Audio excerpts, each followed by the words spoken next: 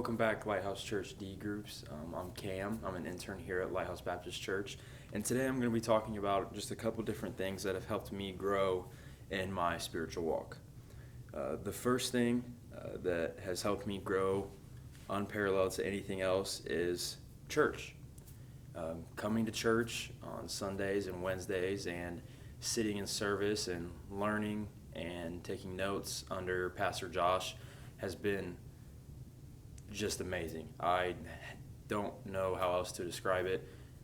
So I would just recommend that if you really want to grow in your spiritual walk, come to church. When the doors are open, be here, sit in service, listen, take notes, and think about where you can fill in gaps of things and areas where you may not be walking the best way.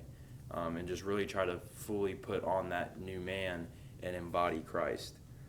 Something else I do is occasionally, whenever I'm either bored or if I have time while I'm doing something, if I have headphones in, sometimes I'll just listen or watch sermons. Sometimes they're Pastor Josh or Braden, or sometimes it's other pastors in our fellowship, like Pastor Bevan at Lighthouse Baptist in Chillicothe, or Pastor Woodworth at Lighthouse Baptist in Circleville. And sometimes it's pastors that aren't even in our fellowship. I just like listening to different speakers and teachers, and just to really get a different idea of how they view the gospel. And I've really been able to grow through those because of the different styles of teaching. The second thing that I think is the most important for me has been small groups. Some of the conversations I've had in small groups have gone for hours, and they've been amazing. And this includes small groups here, like D groups or life group, or just small groups with other people outside of regular church things. I enjoy being in small groups. I enjoy learning from different people and kind of hearing their view and their take on how God's working in their life. It's really impactful. The other thing I enjoy is one-on-ones.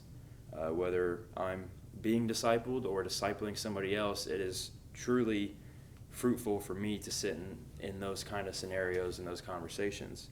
And really in one-on-ones, both people are being poured into.